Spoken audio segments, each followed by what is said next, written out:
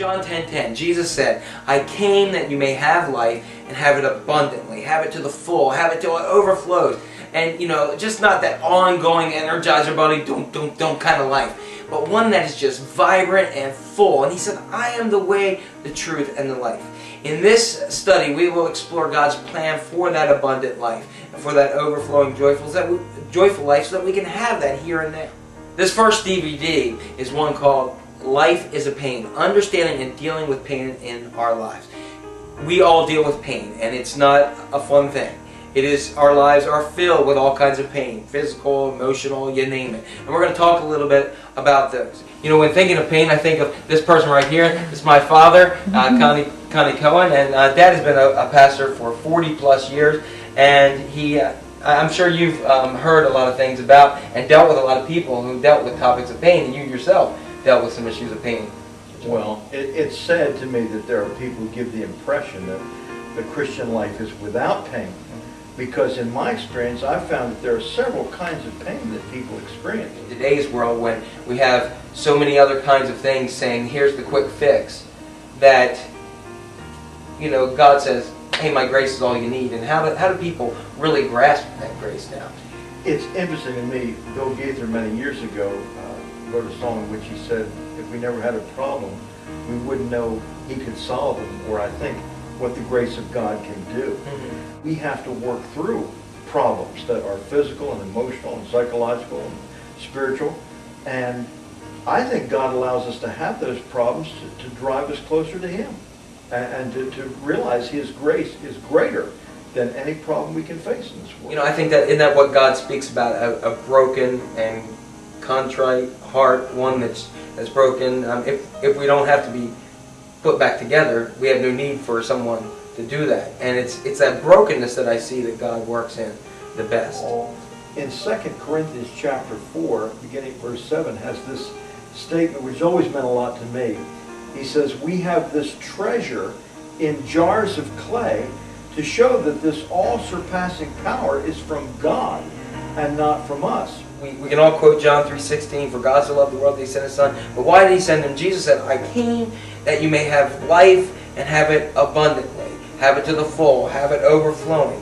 And in a life of pain, how do we have that? How do we truly open ourselves to have that? And the question, and I think what I struggle with, and what I think a lot of maybe some of the people who are participating in this struggle with, is why don't Christians, who we have the source of life, Jesus says, I'm the way, the truth, and life, why don't we have or live more abundant lives? What is abundant life to you? Well, it's interesting. I often have said to people, hi, so-and-so, how are you doing? And I get this response, well, I'm doing pretty good under the circumstances. And sadly, that's where most people are. They're living under their circumstances.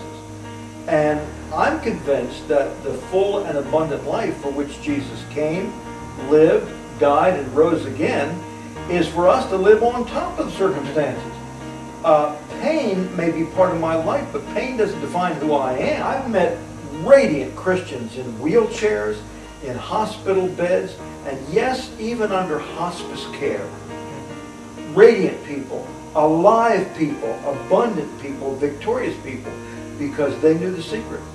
They had come through humility to discover the power that God offers us, and they were not defined by their cancer or their limiting circumstances. There's so many people that allow pain, so many Christian people that love Jesus, that have lived their lives shackled by pain. Amen.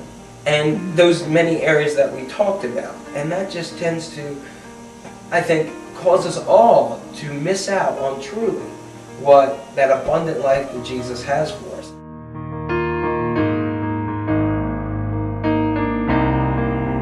can't reach them. There are people that are hurting so much in life, but they won't allow themselves to feel pain. They aren't going to feel a love from God. Following questions and thought starters. What does the word pain mean to me? How have I experienced pain in my own life?